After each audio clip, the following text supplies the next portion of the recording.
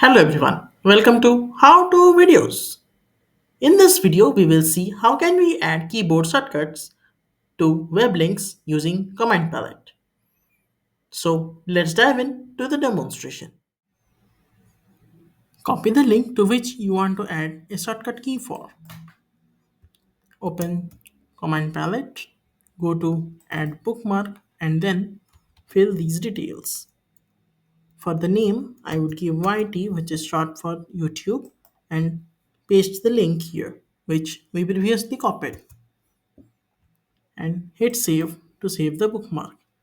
Now that the bookmark has been saved, go to settings, extensions, bookmarks. Here you have got that bookmark. Now for the global hotkey, hit this edit button. Now hit that shortcut key which you want to add for that link. I would give Alt Y and then hit save button.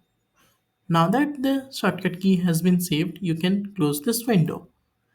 Just hit the shortcut key